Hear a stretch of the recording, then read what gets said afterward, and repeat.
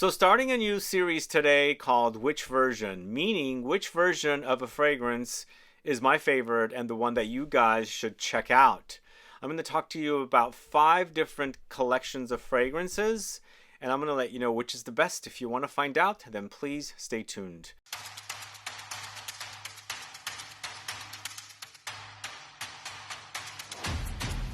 Thanks so much for tuning in. It's Sebastian. I'm talking about which version of a collection is the best. Different fragrances from different brands, houses. We have Tom Ford and which version of the Ombre Leather series you should check out. We have Goldfield and Banks, which version of the Silky Woods series of fragrances best for you to check out. We've got Parfums of Marley and which version of Pegasus you should check out. Paris Monte Carlo, which version of Rose de Taif you should check out. And finally, Houbigant's Fougere Royale. Is it the Eau de Parfum or the Parfum you should check out? So we're going to start off with Tom Ford, but let me know if any other fragrance collections you'd like me to cover. I'd like to do a part 2 at least in this series and see what you guys think about this particular series. And we're going to start off with Tom Ford's Ombre Leather, and we're going to the first fragrance. This is the original that initially launched in 2016 as part of the Private Blend collection. Then it was brought into a signature line, I believe, the following year in this kind of a bottle. And I think this is one of Tom Ford's most popular fragrances. It's a given it is, because we now have a third version of it in Eau de Ombre Leather. I did a video on this one, go catch it. In fact, I've worn it quite a bit, and it garners compliments. It does. People seem to love it. But again, as I say, I'm always wearing my fragrances, spritzing them on and walking out. So the fragrance is within the 5, 10, 15, 20, 30 minute sprays. So it's pretty fresh on me and it's noticeable. But let's talk about the original first. The original is a great take on the original Tom Ford fragrance called Tuscan Leather. I feel like they do remind me of one another, but then again, they're a bit different. Featuring notes of cardamom, jasmine, sambac, black leather, patchouli, white moss, and amber. I feel like this was a great release. It's a less expensive version than the Tuscan Leather. In fact, when this was launched in the Private Blend, I felt like it was 2 fragrances competing with one another. Tuscan Leather and Ombre Leather. Thankfully, they moved it into this collection. And I think this is when they started doing the Private Blend moving over to the signature line. It's a great leather. It's not animalic, but it's a bit rough. I like the combination of the leather with the spices and the floral notes and the earthy woody notes and the mossy notes. And of course, it does get a bit ambery. So I feel like this is definitely solid. Several years later, they launched the Parfum edition. And for me, Parfum, that generally means it's stronger. And the fact that they added violet leaves to me goes ozonic, powdery, watery. And I felt like it freshened up the fragrance and I wanted something more hefty, more intense. And because of this note, it freshened up the fragrance to me. So the Parfum for me has not been a favorite. I much prefer the original Eau de Parfum when I'm, it's against these 2 fragrances. But some of you might prefer the Parfum. What do you think? Is it your favorite versus the original? Do you get the freshness in comparison to the original? I feel like the original is solid. It's definitely been around. That's why, like I said, they're making flankers of this fragrance because people seem to love it. And when there's a successful fragrance, they generally, end up capitalizing on its success with multiple flankers and things like that. So for me, the Parfum is not necessarily worth it, but for you, it might be worth it. But moving on to the Eau de Ombre Leather, I really do enjoy it. In fact, remember, if you caught that video, I said there's a hint of baby cat in here, the YSL fragrance that's really difficult to get. Now, there's a rumor out there. People are saying it's discontinued. Some people are saying it's still available. As soon as I find out, I will let you guys know. I'm traveling to Europe very soon, and I'm going to ask people, retailers, brand reps, things like that, what's the deal with the baby cat. But this is a great alternative to baby cat. Some people are also saying it's not necessarily similar. Some people are saying, yes, it is similar. You don't need it. So it depends on who smells it and things like that. It does garner me compliments. So I like that about it. But it for sure reminds me of baby cat and the Ivana Gloria. But this is fresh ginger, coriander, cardamom, vanilla tincture, leather, rich amber, honeyed woods, Ambrofix. Certainly there's this idea of this vanillic take on the Ombre Leather, but way going into that direction of kind of smoky, incensey, spicy, take on vanilla with leather. Very, very much major reminder of Baby Cat and Vanagloria for me. So in fact, you don't really need it, but it's a bit lighter than those fragrances because it's an eau de toilette, so it wears lighter. So I was actually over spraying this as well. As you can see, I've sprayed quite a bit of it, and it smells really, really great on me. So I'm a big lover of the Baby Cat Vanagloria DNA that was created by Dominique Ropion for those houses and many others. And this is definitely a great take on a new version of Ombre Leather, but nothing new that I haven't smelled before, if that makes sense. So if you've got Baby Cat, if you've got Vanagloria, this might be repetitive. If you're looking for something different to Ombre Leather or Ombre Leather Parfum and you don't have Baby Cat and Vanagloria, you might end up liking this. So I'm not dissing this one. I don't really care for the Parfum, as I said. So for me, the original version is the best, Ombre Leather EDP, and then followed by the Eau de Ombre Leather that just launched. Let me know what your favorite version of Ombre Leather is for you guys. Put a comment down below and let's move on to the next fragrance. Okay, next up, going to the house of Goldfield and Banks, and we are comparing Silky Woods with Silky Woods Elixir. Boy, I was so excited about Silky Woods Elixir because Silky Woods is my favorite fragrance from Goldfield and Banks. Boy, was I caught off guard. What the heck did they do to this fragrance? It smells nothing like the original Silky Woods. So does that give you a clue as to which is my favorite of the two? Yeah, it's so different. It's like, what? What were they thinking? I mean, maybe there's some of the original DNA of Silky Woods in Silky Woods Elixir, but I don't smell anything similar to Silky Woods here. It's a different fragrance. Totally different. What I like about the original is that it's this beautiful, creamy, syrupy, sweet vanilla fragrance with some oudi touches, leathery suede touches, light tobacco-ish nuances and things like that, but also creamy with the sandalwood in here, coming in with some light smoke and leather and floral touches. I feel like it's a super delicious vanillic fragrance done in a very refined way, made to be, worn, beautifully here and there. I feel like the autumn season's the best for it, but also, during winter months and, spring months as well. But it's a really super amazing, refined take on a vanilla with a lot of different things happening. Now, a lot of these things come into the fragrance, but you're basically mostly dealing with the vanilla in this because it's a vanilla fragrance after all. It's such a delicious fragrance. I love it, and it has become a favorite fragrance of mine. It wears so beautifully on me. Not necessarily very syrupy, but there is a syrupy consistency, but the overall fragrance wears dry because of some of the notes. Well, a lot of the notes that are in here act very dry because they are kind of on the dry side. The woods, the leather, the agarwood and suede and all of it, tobacco, all of it is very dry. So even though, it's a super syrupy experience, the vanilla is so syrupy strong, the fragrance wears dry. But it's amazing. It's a super delicious fragrance and my favorite. But what happened to Silky Woods Elixir? They completely changed it. So I need to get a whiff of this fragrance once again because I forget about it. But for me, what really stands out with Silky Woods Elixir is the fig. Like it's a fig bomb for me, and it just throws me in a curve, and I'm like, what? What were they thinking with this fragrance? What have they done to Silky Woods? Because I love Silky Woods, but this one just goes in a complete different direction. I mean, what I'm smelling is Silky Woods in the background, but in the forefront they've thrown in the fig and other notes. So in the end, it's got a bit of a Middle Eastern vibe. There's something Middle Eastern like effect happening here. Most likely the oud is intensified in this. For sure it is, because you get a lot of oud and a lot of other like Middle Eastern style notes. Saffron's prominent as well, but rose comes in a little bit too.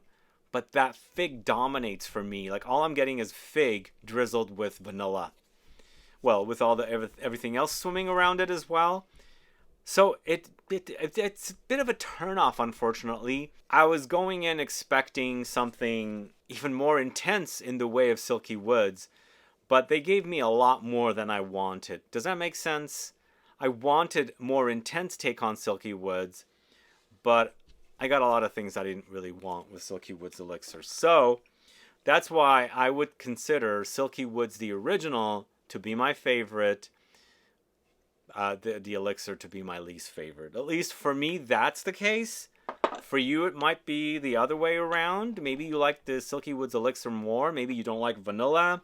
Because with Silky Woods, the original, you experience the vanilla. It's a vanilla fragrance. Silky Woods Elixir, to me, is not a vanilla fragrance. It's complex for sure, but it's a lot of things happening along with the vanilla rather than just focusing on the vanilla. If that's the experience you get with Silky Woods Elixir versus Silky Woods, do let me know. Let me know which is your favorite version. Put a comment down below, and let's move on to the next fragrance. Okay, next up, going to the house of Parfums de Marly, and we are speaking about Pegasus versus Pegasus Exclusive. So it worked in the case of Layton versus Layton Exclusive, or Exclusive, I should say. But I'm not sure it really worked here with Pegasus versus Pegasus Exclusive. Let me know. Are you a fan of Pegasus Exclusive? Do you like it? What I like about the original is the airiness, the powdery effect. And I always say Pegasus is Marly's Reflection Man. Kind of acts similar. It's got this airy, powdery thing happening. Less flowers, more almonds versus Reflection Man, which is more flowers, floral notes versus, almonds. But to me, it acts kind of similar. But I really love the way Pegasus smells. I don't much care for a Pegasus Exclusive, and I'll be right up front and tell you that right here. Bitter almonds, vanilla, lavender, sandalwood, heliotrope, amber, jasmine, cumin, and bergamot. Those are the notes for Pegasus. It also acts a bit like an amber fougere. It's been ambery. It has fougere-like qualities because it's got the lavender, but it's more almondy. It's very powdery. It's got the heliotrope.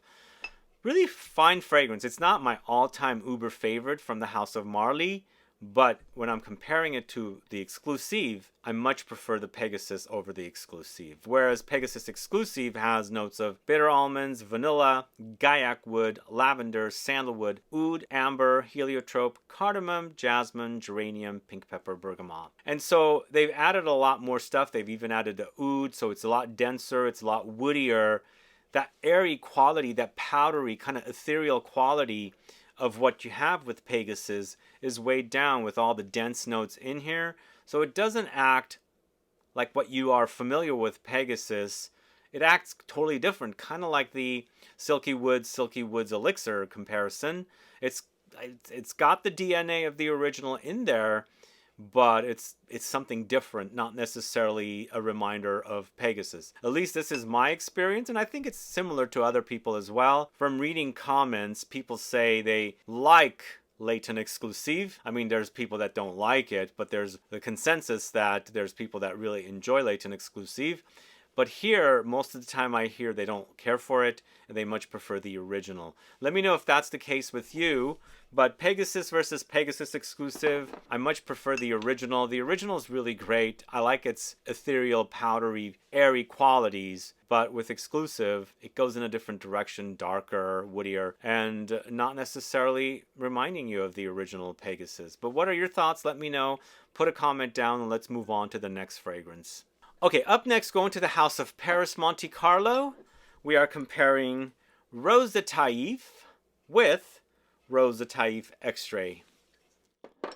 So, interesting the way that I discovered this fragrance. I discovered the Rose de TAIF in the EDP concentration over at Neiman Marcus. I thought it was a nice fragrance, but not a wow fragrance. Up until I discovered the Extrait, then I was quite wowed with how it is. In fact, it is one of my favorite rose fragrances.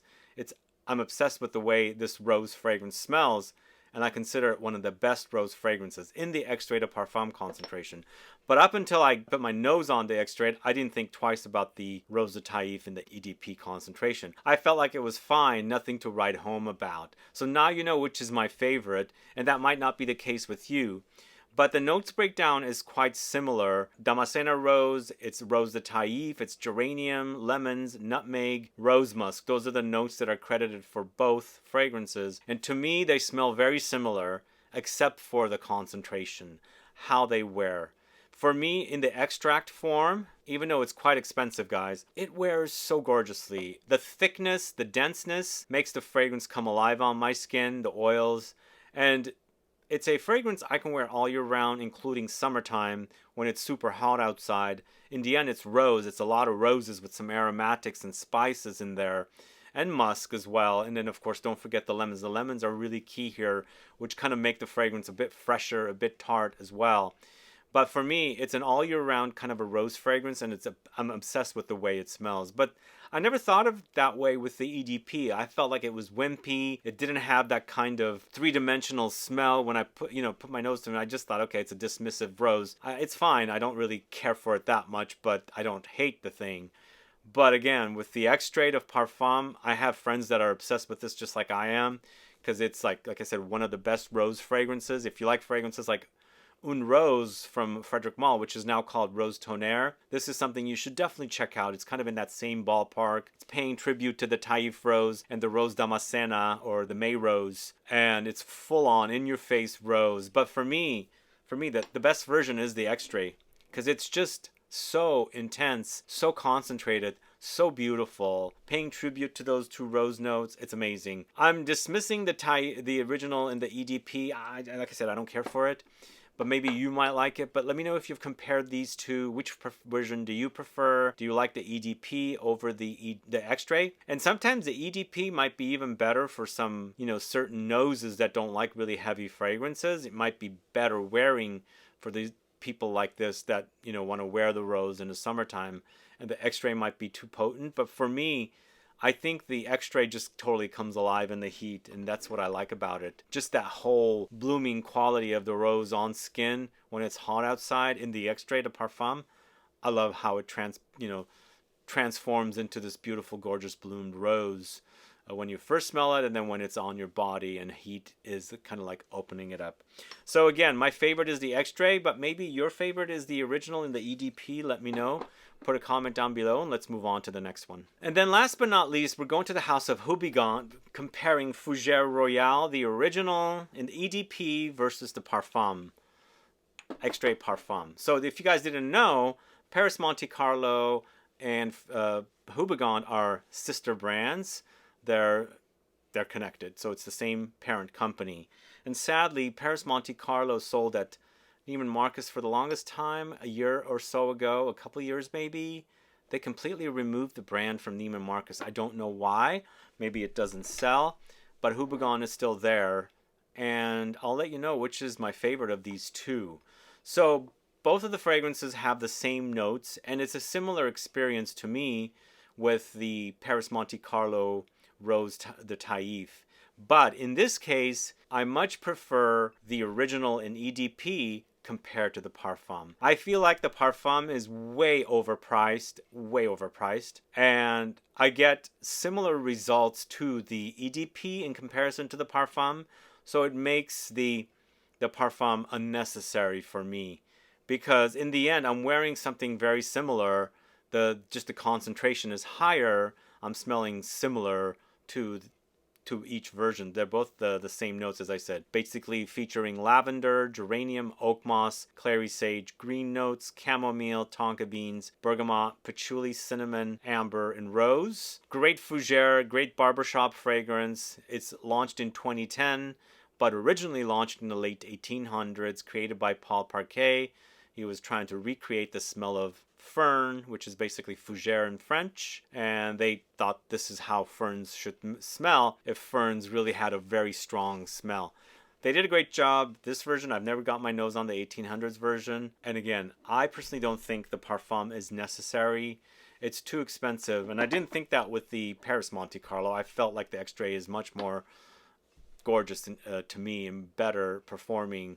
But here, for me, they kind of perform similarly. It is a bit more decadent, it is a bit more luxurious, but it's not offering me a lot more than that. So in this case, I think the EDP will be fine. But what do you guys think? Have you even tried the $600 plus Parfum version of Fougere Royale? Let me know. Put a comment down below. It's quite pricey. For sure, it's extremely pricey. You don't need it. No, unless you think you've got the money and you want this luxurious take on the Fougere Royale. and go with it. But I think the original, I think, should satisfy. And yeah, the experiences are very similar and it's not necessary. But let me know if you've compared the two. Put a comment down below so I can find out. In this case, I feel like most of my favorites are the original versions, except for when it comes to the Rose de Taif. I feel like the Extrait de Parfum is the better version, at least for me it is. But because I never really thought twice about the original Rose de Taif. I thought it was a dismissible rose. Not bad, but not great. But in the Extrait de Parfum version, it's a masterpiece, I should say. Luca Maffei did a really great job with it. But the rest of the fragrances, I feel like, are perfectly fine with their original versions. Let me know, what do you think about these fragrances? Which versions do you like between the Tom Ford Ombre Leather fragrances, Goldfield and Banks Silky Woods, the Pegasus versions, the Rose de Taif, and then also Houbigant's Fougere Royale? Put a comment down below so I can find out. And let me know if you'd like to see another version of this type of video called Which Version? Which version is better? Which version you should buy? Put a comment down below so I can find out. But thanks so much for watching today's video. If you have any questions or comments, please do list below. Please like this video. Please share it. Follow me on Instagram and Facebook. And I'll be back with more videos very soon.